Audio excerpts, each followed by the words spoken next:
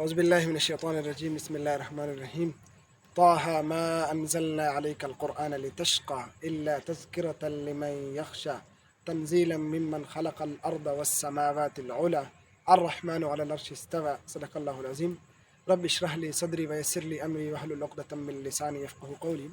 رمضان کے بعد ہم دوبارہ حاضر ہیں انشاءاللہ۔ دوبارہ ہم قرآن کے آیاتوں کا، اس کی تشریح کا، اس کے ترجمہ کا دوبارہ سلسلہ شروع کرنے والے ہیں۔ تو آج ہم نے یہ مناسب سمجھا کہ قرآن کے حوالے سے دوبارہ سے ایک مختصر سی بات رکھیں۔ اللہ تعالیٰ نے سورہ طٰہٰ میں اپنی پیغمبر نبی مہربان صلی اللہ علیہ وسلم سے یہ خطاب کیا ہے۔ طٰہٰ، اس کی معنی تو اللہ تعالیٰ جانتا ہے۔ ما انزلنا علیک القرآن لتشقى، یہ قرآن ہم نے اس لیے نازل نہیں کیا ہے کہ آپ کو مشقت میں ڈال دے، آپ کو خطرے میں ڈال دے، آپ کو تکلیف پہنچا دے، اس لیے ہم نے یہ قرآن نہیں نازل کیا ہے۔ الا تذکرۃ لمن یخشی، لیکن یہ قرآن، یہ تو نصیحت ہے ان لوگوں کے لیے جن کے دل کے اندر خوف ہو، جن کے دل کے اندر ڈر ہو، جن کے دل کے اندر انابت ہو، جن کے دل کے اندر شوق ہو۔ حالانکہ نبی مہربان صلی اللہ علیہ وسلم ہر بندے تک اس کے اپروچ تھا، ہر بندے تک وہ جاتے تھے اور ہر بندے تک یہ دعوت پہنچاتے تھے کہ یہ اللہ کی کلام ہی، اللہ کی بھیجی ہوئی ہدایت ہے، اس پر عمل کرو، اس پر آپ چلے تو یہ آپ کے لیے کامیابی لائے گی۔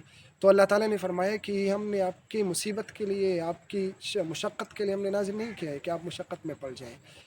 آپ کا کام ہے لوگوں کو اس قرآن کا پہنچا دینا، پھر لوگ مانتے ہیں یا نہیں مانتے، یہ لوگوں کا کام ہے۔ الا تذکرۃ لمن یخشی، اور ایک بات اس میں مخفی ہے، وہ یہ ہے کہ اگر یہ قرآن آپ پر اثر نہیں کر رہا تو آپ اللہ تعالیٰ سے نہیں ڈرتے۔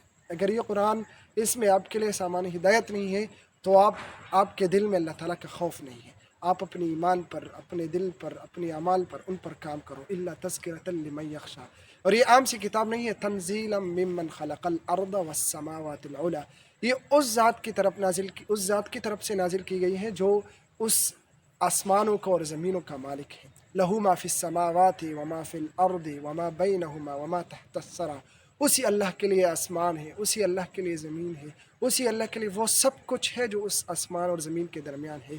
وما تحت الثری، اور وہ سب کچھ ہے جو اس زمین کے نیچے ہے۔ وَلَهُ مَا فِي السَّمَاوَاتِ وَمَا فِي الْأَرْضِ وَمَا بَيْنَهُمَا وَمَا تَحْتَ الثَّرَى وَإِن تَجْهَرْ بِالْقَوْلِ فَإِنَّهُ يَعْلَمُ السِّرَّ وَأَخْفَى۔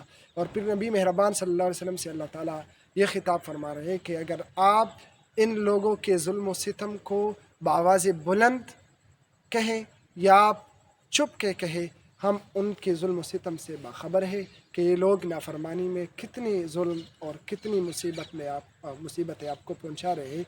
وَإِن تَجْهَرْ لَهُ بِالْقَوْلِ فَإِنَّهُ يَعْلَمُ السِّرَّ وَأَخْفَى، اللہ تعالیٰ تو دلوں کے رازوں تک کو بھی جانتا ہے۔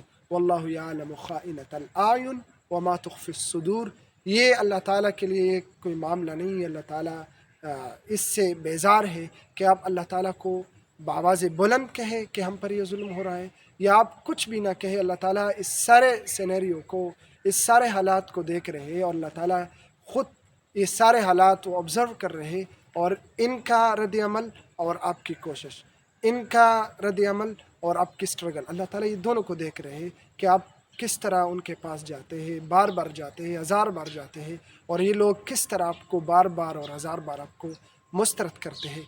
تو اس لیے آپ اپنی کام کو جاری رکھیں۔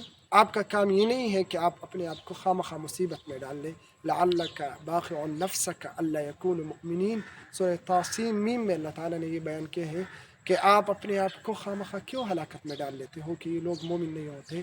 یہ نبی مہربان صلی اللہ علیہ وسلم کے ساتھ ان کے دل میں بہت زیادہ آرمان تھی، آرزو تھی کہ یہ لوگ ضرور مومن بن جائے، یہ لوگ ضرور اللہ تعالیٰ کے فرمانبردار بن جائے۔